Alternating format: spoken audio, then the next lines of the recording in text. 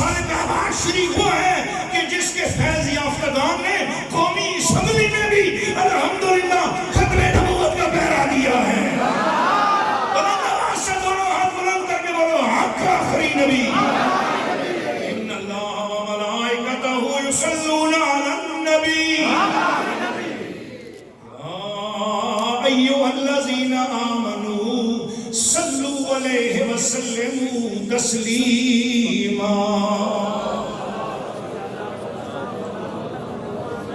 اللہم صل وسلم وبارک علی سیدنا و مولانا محمد وعلی آل سیدنا و مولانا محمد خاتم النبیین شفیع المذنبین رحمت للعالمین. لا الہ الا اللہ محمد رسول اللہ. اللہ تعالیٰ کی حمد وہ وحدہ لا شریک، ذات اور صفات میں اللہ کے ساتھ کوئی شریک. بولو بلند آواز سے کوئی شریک. بلند آواز سے بولو اللہ کی ذات اور صفات میں کوئی شریک نہیں ہے. سیدنا صدیق اکبر فرماتے ہیں اللہ ربی لا اشرک بہ شیئا. جس نے دن میں 3 مرتبہ یہ پڑھ لیا اس کا نام صدیقوں کی صف میں شامل ہو جاتا ہے. ایک بار اور بولو سبحان اللہ. میں پڑھاتا ہوں اور آپ پڑھو. صدیق اکبر کی تعلیم ہے نا یہ پڑھو اللہ ربی لا اشرک بہ شیئا. سیدنا صدیق اکبر رضی اللہ تعالیٰ عنہ کی بارگاہ میں آج اس دربار میں آپ بیٹھے ہوئے ہیں جہاں اندر ہی اندر سے یہ محفل کسی آنکھ والے سے پوچھا جائے تو بالکل روضہ رسول کے پاس ہو رہی ہے. اور حضرت علامہ خضر الاسلام نقشبندی ارشاد فرما رہے تھے نا کہ آپ کی آتے ہوئے کیا کیفیت تھی. تو میں آج جب یہاں پر پہنچا تو ہماری کیفیت بھی کچھ ایسی تھی کیا بتائیں آپ کو. صبح سے اب تک ایسا دل چاہتا ہے کہ کاش کہ ہم کل رات سے آئے ہوئے ہوتے. یہ تو الگ بات ہے کہ ہم 3 نسلوں سے یہیں پہ آئے ہوئے ہیں. بولو سبحان اللہ. الحمدللہ ہمیں خوش نصیبی ہے کہ ہم 3 نسلوں سے اس آستانے کے غلام ہیں. اور سچی بات یہی ہے اپنے اپنے رنگ کی خدمت ہوتی ہے اور اپنے اپنے رنگ کی حاضری ہے. ہم یہاں پر کوئی تقریر سنانے نہیں آئے. یہاں اس دربار میں میرے حضور سیدنا سرکار قبلہ عالم مرشد کریم میرے میٹھے لجپال حضور سیدنا پیر سلطان سرکار جس وقت اپنی گفتگو میں آپ ارشاد فرما رہے ہوتے ہیں تو ایسے لگتا ہے کہ الفاظ اور معانی ہاتھ باندھ کے کھڑے کہ حضور ذرا ہمیں بھی عزت عطا فرما دیجیے. اور آج تو شہزادہ والا شان نے جب بیان کیا تو اس وقت کیفیت جب آپ نے ثانی سنین کے معنی بیان کیے تو دل ایسے محسوس ہو رہا تھا کہ آج حضور مولا علی کا علم الحمدللہ یہاں پر پہنچا ہوا ہے. ذرا دونوں ہاتھ بلند کر کے بولو سبحان اللہ. قرآن مجید فرقان حمید میں صرف 2 صحابہ کرام ہیں جن کی صحابیت قرآن سے ثابت ہے. قرآن مجید میں صرف 2 ایسے صحابہ ہیں جن کی صحابیت قرآن سے ثابت ہے. ایک حضرت سیدنا زید بن ثابت رضی اللہ تعالیٰ عنہ بدری ہیں. دوسرا بھی بدری ہے اور دوسرے صحابی کا نام ہے سیدنا اول المسلمین اور افضل البشر بعد الانبیاء بالتحقیق سیدنا ابی بکر صدیق رضی اللہ تعالیٰ. اب میں جو آپ کو روایت سنانے والا ہوں راوی کا نام ہے حضرت مولا علی. لیکن آپ سارے بلند آواز سے بولو مولا. نہیں آواز نہیں آئی مجھے. مولا ایک مرتبہ اور بولو مولا. یہ روایت مسند ابی یعلا میں توجہ کیجئے گا. کچھ پا لیں اور آپ کو پتا ہونا چاہیے کہ آج مولا علی کے نام پر کچھ لوگ مذہبی لحاظ سے دہشت گردی کرتے ہیں. صرف ان لوگوں کے سمجھانے کی خاطر یا ان کے وسوسے سے آپ میں اگر کوئی شریک بیٹھا ہو اس وسوسے کا شکار، تو اس کی خدمت میں گزارش ہے کہ سنو، مسند ابو یعلا کی روایت ہے اور راوی کا نام ذرا بلند آواز سے بولو گے، مولا، مجھے آواز نہیں آئی، مولا، اور دونوں ہاتھ بلند کر کے وہ مولا علی فرماتے ہیں اگر میں نے حضور سے یہ نہ سنا ہو تو میرے کان بہرے ہو جائیں، اگر میری آنکھوں نے یہ نہ دیکھا ہو حضور علیہ السلام کو تو میری آنکھیں اندھی ہو جائیں۔ مولا علی فرماتے ہیں کہ نبی پاک علیہ السلام نے ارشاد فرمایا، اور اس حدیث کی سند بھی حسن ہے، فرمایا حضور علیہ السلام نے کہ مولا علی فرماتے ہیں یحلفو واللہ میں نے اللہ کے نبی سے سنا، اور یار راوی کا نام مولا علی ہے، اور فرماتے ہیں واللہ سمیتو من محمد، میں نے حضور سے سنا ہے، اور قسم اٹھا کر کہتے ہیں مولا علی قسم سے میں نے سنا ہے، ان اللہ ینزل من السماء اسم ابی بکر صدیق، اللہ نے ابو بکر صدیق کا نام صدیق آسمان سے نازل فرمایا ہے۔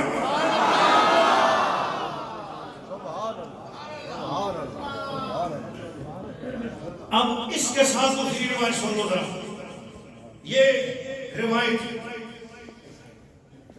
اس کے حدیث نمبر ہے 6600 اور یہ بھی مسند ابو یعلا ہے۔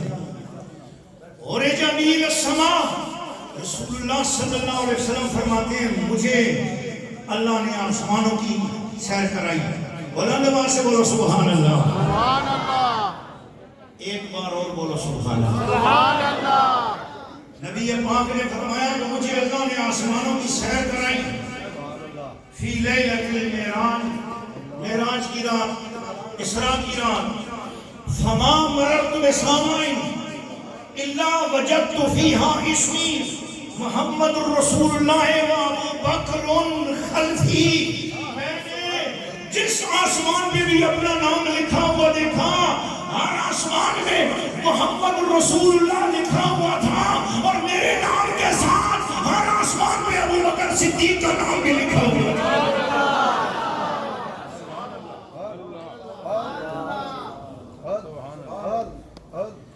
میں اس وقت ایک خاص واقعہ آپ کو سنانا چاہتا ہوں۔ یہ واقعہ حدیث شریف کی 8 کتابوں میں آیا ہے، اور تھوڑا سا لطف کی بات آپ کو سنانا چاہتا ہوں کہ یہ واقعہ شیعہ حضرات کی 4 کتابوں میں نے خود پڑھا ہے۔ اب آپ کو ذرا کہنا چاہیے سبحان اللہ، شیعہ حضرات کی 4 کتابوں میں نے پڑھا ہے، اور الحمدللہ یہ واقعہ میں نے شیعہ حضرات کو سنایا۔ میرے اپنے علاقے کے 2 شیعہ ماتمی شیعہ، ان کے گھروں میں علم لگتا تھا۔ اس واقعے کو سننے کے بعد اپنی کتابوں میں تحقیق کرنے کے بعد انہوں نے اپنے گھر سے علم اتار دیا، اور اس کے بعد کٹر سنی ہو گئے۔ اب وہ واقعہ آپ سنیں اور بالکل جہاں چاہیں آپ بیان کریں، میں اس کے ثبوت کے لیے حاضر ہوں، میرا آستانہ شریف حاضر ہے، میں کتابیں جہاں چاہیں آپ دکھا سکتا ہوں۔ اب بلند آواز سے بولو ذرا سبحان اللہ۔ امام ابن جوزی، محدث ابن جوزی، ان کی کتاب ہے وفاء الوفا، اس کتاب کے اندر یہ واقعہ ابن جوزی اپنی سند سے لکھتے ہیں، اور جب کوئی واقعہ ابن جوزی اپنی سند سے لکھے تو ابن تیمیہ یہ بولتے ہیں، اور ادھر دوسری طرف شیعہ حضرات میں رجال کشی والا بولتا ہے کہ وکانا ابن جوزی المتشدد فی قبول الروایت فی بیان الفضیلہ، کسی شخص کی فضیلت کے اعتبار سے کوئی روایت آئی ہو اس کو جلدی ابن جوزی قبول نہیں کرتا، اور ابن جوزی قبول کر لے تو پھر اس میں شک نہیں رہتا۔ اب یہ واقعہ جو سنانے والا ہوں اسے ابن جوزی اپنی سند سے بیان کر کے بتا رہا ہے کہ میرے جیسا متشدد بھی یقین کرتا ہے کہ یہ واقعہ برحق ہے، اور شیعہ مانتے ہیں کہ برحق ہے، تو سنی تو کیوں نہیں بلند آواز سے بولتا کہ سبحان اللہ. اب دوسری کتاب امام طبرانی کی موجم الکبیر، تیسری کتاب دلائل النبوت، چوتھی کتاب امام بہقی اور سیدنا جبیر ابن مطعم رضی اللہ تعالیٰ عنہ وہ خود فرماتے ہیں کہ میں تجارت کی غرض سے شام کے ملک میں گیا. شام کے لوگوں کو جب پتا چلا کہ یہ مکے سے ایک تاجر آیا ہے، وہ رات کے ٹائم میرے پاس جمع ہو گئے. یہ واقعہ بصرہ کا، اور بصرہ کا علاقہ الحمدللہ میں نے بھی دیکھا ہے، میں وہاں گیا ہوں. اور بصرہ میں وہ محلات جو نبی کریم علیہ السلام کی ولادت کی رات حضور کی امی جان نے دیکھے تھے، ان محلات کی زیارت میں نے کی. تو وہ کہتے ہیں کہ انہوں نے مجھ سے احوال پوچھے. میں نے کہا ٹھیک ہے، خیر خیریت ہے، مکے میں کوئی بات نہیں. انہوں نے کہا نا ان دنوں کوئی نہ کوئی بات ہوئی ہے، بتاؤ مجھے کیا مکے میں واقعہ کیا ہوا. وہ سارے لوگ پوچھ لگے. میں نے کہا کون ہو؟ وہ کہنے لگے ہم عیسائی ہیں اور عیسائیوں کے محقق ہیں، ہمارے پاس عیسائیوں کی بڑی پرانی کتابیں موجود ہیں، ہم تحقیق کرنے والے لوگ ہیں، محقق بھی ہیں، ہماری معلومات محقق بھی ہیں، لہٰذا ہم سے بات کرو. یہ بتاؤ کیا مکے میں کسی نے نبوت کا دعویٰ کیا ہے؟ نا ڈھیلا ڈھیلا نہیں بولنا ہے، بلند آواز سے بولنا ہے. ایک بار اور بولو انہوں نے کیا بولا ان کے بتائے بغیر؟ حضرت جبیر بن مطعم کے بتائے بغیر کیا بولا کہ وہاں پر کسی نے نبوت کا دعویٰ کیا ہے؟ میں نے کہا ہاں میں نے سنا تو ہے کہ ایک شخص ہے جس کا نام ہے محمد الرسول اللہ ابن عبداللہ ابن آمنہ. وہ عبداللہ اور آمنہ کا بیٹا ہے، محمد ہے، اور دنیا سے صادق اور امین کہتی ہے. انہوں نے دعویٰ کیا ہے نبوت کا. کہا اچھا تم نے اسے دیکھا ہوا ہے؟ میں نے کہا جی میں نے دیکھا ہوا ہے، کئی بار دیکھا ہوں، پہچانتا ہوں. کہا ہمارے ساتھ آؤ گے، ہمارے پاس کچھ تصویریں، ان میں پہچان لو گے کہ ان میں محمد کون ہے. اب ذرا سے آگے ذرا پلیز توجہ کیجئے گا، میں آپ سب سبحان اللہ کہلواؤں گا نہیں. اب آپ کے ایمان کا اپنا امتحان ہے، کس وقت آپ نے بولنا ہے. اور کہتے ہیں اگر جبیر بن مطعم مجھے اپنے ساتھ لے گئے. وہ ایک کمرہ بہت خوبصورت تھا، اس میں انہوں نے بہت ساری تصویریں دکھائیں اور کہا ان تصویروں میں پہچانو، دیواروں پر جو لگی تصویریں ہیں پہچانو ان میں تمہارے محمد کون ہے. میں نے سارے دیواروں کو دیکھا، میں نے کہا ان میں محمد مصطفیٰ کی تصویر کوئی بھی نہیں ہے. کہنے لگے ٹھیک تم نے صحیح کہا ہے. پھر مجھے ایک اور کمرے میں لے گئے، کہنے لگے بتاؤ ان میں کون سی ہے. میں نے ساری تصویروں کو دیکھا، میں نے کہا ان میں بھی محمد مصطفیٰ کی کوئی تصویر نہیں ہے. کہنے لگے تم نے ٹھیک کہا ہے، توجہ کیجیے گا. پھر مجھے ایک تیسرے کمرے میں لے گئے، کہا اب بتاؤ. کہتے ہیں میں نے دیکھتے ہی حضور کی تصویر کو پہچان لیا، پر میں نے کہا اس کمرے میں حضور کی تصویر تو ہے، میں نے تو پہچان لیا ہے، پر میں اب تم سے امتحان دیتا ہوں، بتاؤ تم بتاؤ کہ وہ کون ہے ان میں سے. کچھ آپ کو سمجھ آ رہی ہے؟ انہوں نے جب کہا کہ ٹھیک ہے یہاں نہیں ہے، یہاں نہیں ہے، تو یہ تو امتحان میں پاس ہو گئے. لیکن جب ان اس کمرے میں لے گئے جہاں تصویر تھی حضور کی، تو اس تصویر کو دیکھ کر جبیر بن مطعم اللہ ہو اللہ ہو اللہ ہو اللہ ہو اللہ ہو اللہ ہو اللہ ہو اللہ ہو لا الہ الا اللہ. حضرت جبیر بن مطعم فرمانے لگے جب اس کمرے میں پہنچے، اب میں نے ان سے کہا کہ میں نے تو پہچان لیا، اب آپ بتاؤ اس میں حضور کون ہے، آپ بتاؤ. چنانچہ انہوں نے کہا ایک تصویر دکھائی کہ یہ تصویر ہے. میں نے کہا یہی ہے. اب جبیر بن مطعم کے الفاظ سنو. فرائض الی صورتہ، میں نے اس صورت کو دیکھا. فقام رسول اللہ صلی اللہ علیہ وسلم، رسول اللہ اس تصویر میں کھڑے ہیں، حضور کے ہاتھ میں قرآن مجید ہے، اور آپ کے قدموں میں ایک شخصیت بیٹھی ہوئی ہے، اور وہ شخصیت حضور کے قدموں میں ہے، اور قدموں نے مصطفیٰ پہ ہاتھ رکھا ہوا جھکی ہوئی ہے. تصویر میں نے کہا کہ یہ کون ہے؟ شام اور بصرہ کے عیسائی محققین کہنے لگے ھذا ابو بکر اول المسلمین و خلیفۃ رسول اللہ.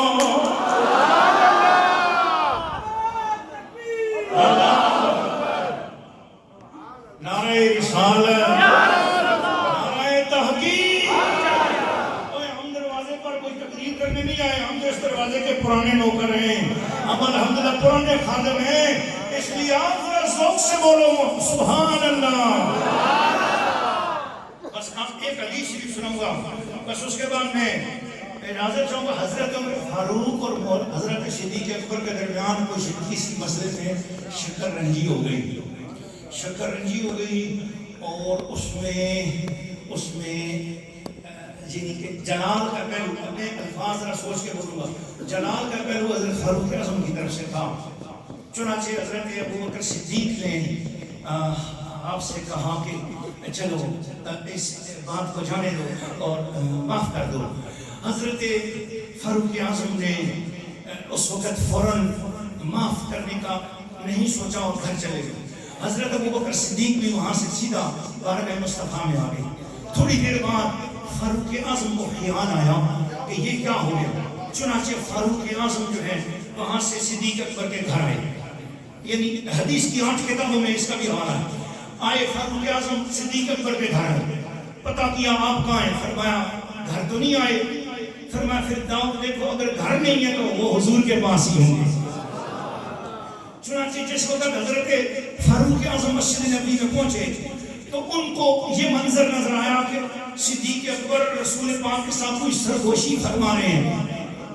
حضور بڑی توجہ سے اس بات کو سن رہے ہیں. اپنے خیالوں میں ذرا تصور میں لاؤ کہ گنبد خضرا کے مکین مسجد نبی میں بیٹھے ہیں اور صدیق اکبر سرگوشی کر رہے ہیں اور حضور پوری توجہ صدیق اکبر کی طرف کیے ہوئے ہیں.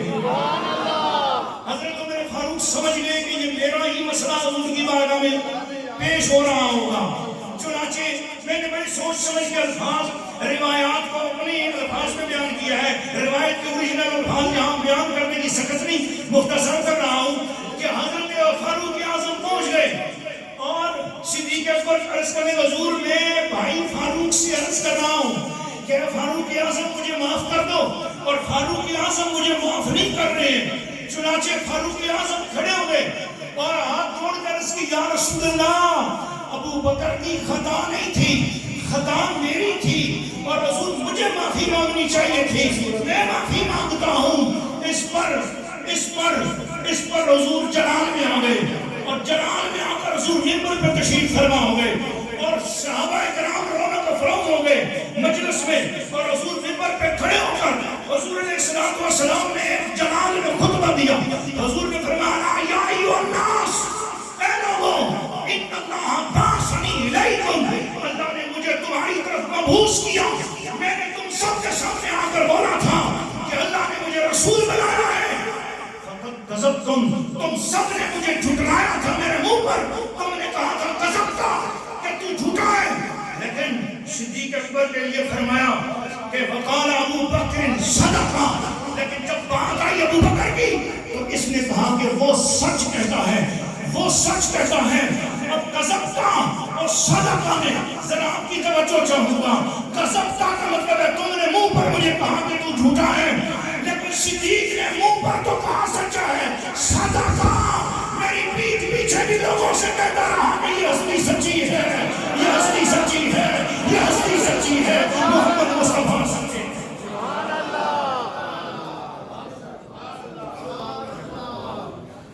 بس میں ایک آخری خاص بات عرض کرنا چاہتا ہوں، بہت ساری حدیثیں چھوڑ کر. ایک حضور علیہ السلام نے ارشاد فرمایا، جامع ترمذی کی حدیث سنا رہا ہوں، ما لأحد عندنا يد الا كافيناه. حضور نے فرمایا جس شخص نے میرے ساتھ ذرا سی بھی کوئی نیکی کی ہے میں نے اس دنیا میں اس کا بدلہ دے دیا ہے. ما خلا ابا بکر، لیکن اس پوری امت میں محمد کے ساتھ نیکی کرنے والوں میں ایک ایسا بچتا ہے جس کا بدلہ دنیا میں دیا جا نہیں سکتا.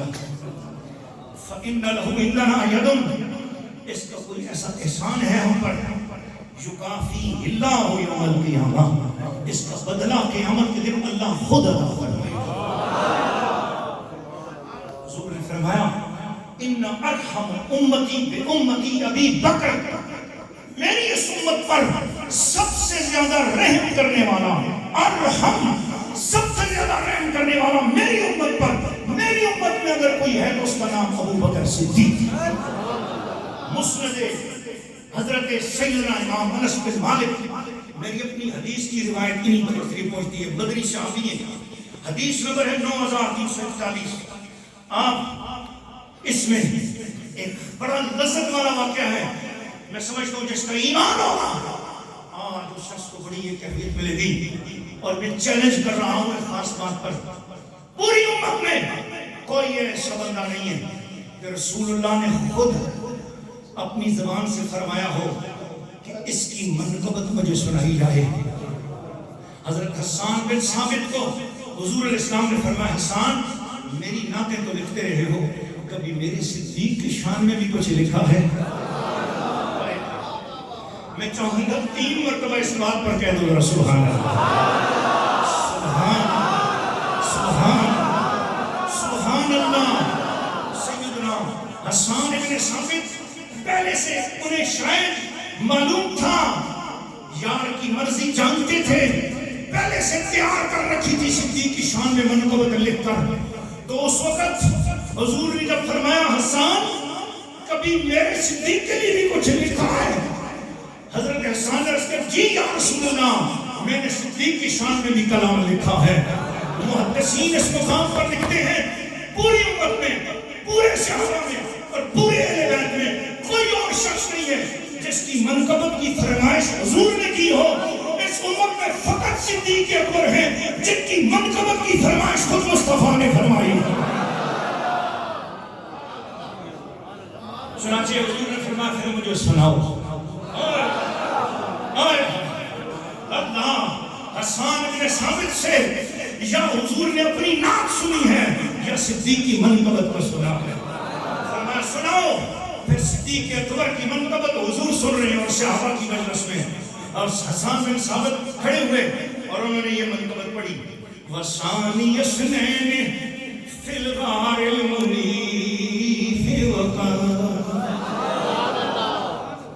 طَافَ الْعُدُوُّ بِهِ إِذْ صَعَدَ الْجَبَلَ۔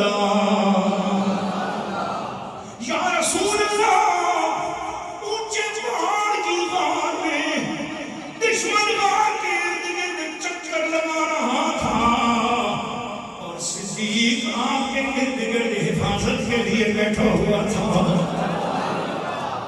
وَقَانَ حِبَّ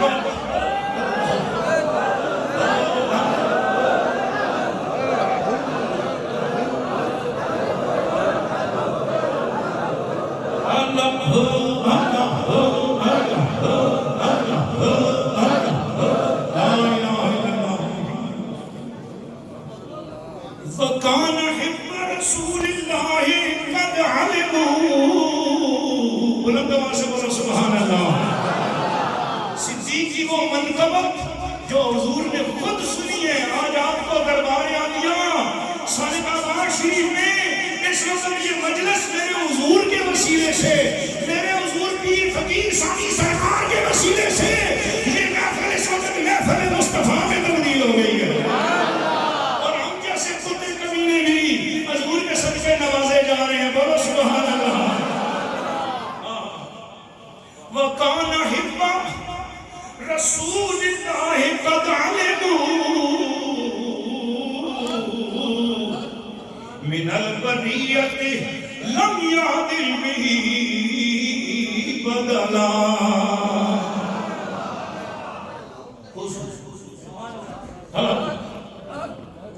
سارے بولو سبحان اللہ۔ حضور کو سب سے زیادہ امت میں کون پسند ہے؟ قد عَلِمُوا۔ حسان بن ثابت فرماتے سارے صحابہ کا یہ علم ہے، پوری امت کا اس پر اجماع ہے کہ ساری امت میں حضور کو جو سب سے زیادہ پسند ہے اس کا نام ابو بکر صدیق ہے. پھر آگے کیا فرماتے ہیں پتہ ہے؟ اگلے مصرے میں کمال ہو گیا. فرمایا من البریت لم یعدل بھی بدلا. پورے انسانوں کو ترازو کے پلڑے میں رکھ دیا جائے اور پھر صدیق کے ساتھ مقابلہ کیا جائے. ساری دنیا نیچے رہے گی, صدیق اوپر ہو جائے گا. اب یہ منقبت سن کر حضور نے کیا کیا سنو. فرمایا حضور اتنا مسکرائے, حضور کی داڑھیں نظر آنے لگی, حضور مسکرائے اور حضور نے فرمایا حسان تو نے سچ کہا ہے. اس وقت حضور نے جو کچھ کہا ذرا سنو. فرمایا لبت تو زنا ایمان و ابی بکر مع ایمان الثقلین لرجح ایمان و ابی بکر. اگر جن اور انسانوں کا ایمان کسی ترازو کے ایک پلڑے میں رکھ دیا جائے اور دوسرے پلڑے میں میرے صدیق کا ایمان رکھ دیا جائے, سارے جن اور انسانوں کا ایمان ہلکا ہو جائے گا, میرے صدیق کا ایمان ان سے اونچا ہو جائے گا.